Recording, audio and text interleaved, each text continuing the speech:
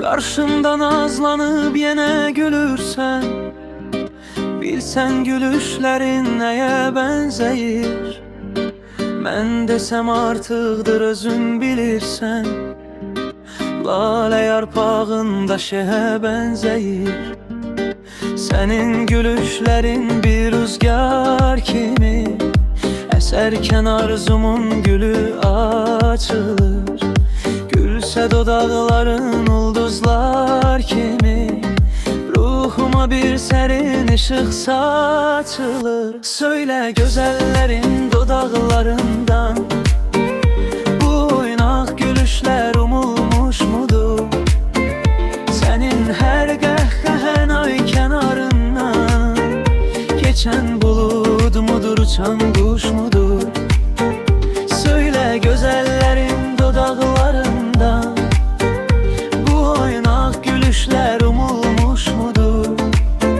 Senin her kahkahen ay kenarından, geçen bulut mudur, uçan kuş mudur?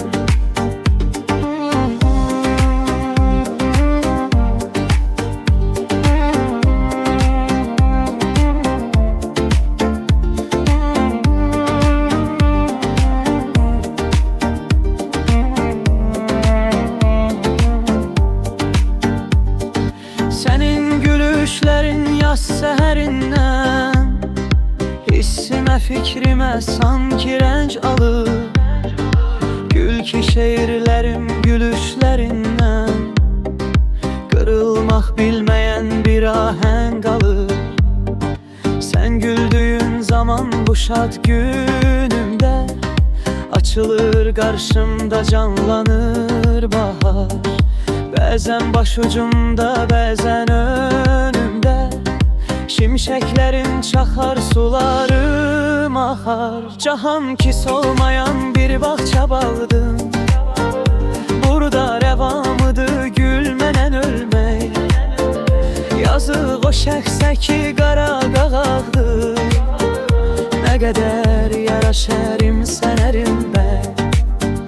Söyle güzellerin dodaklarından, bu oynak gülüşler umulmuş mudur?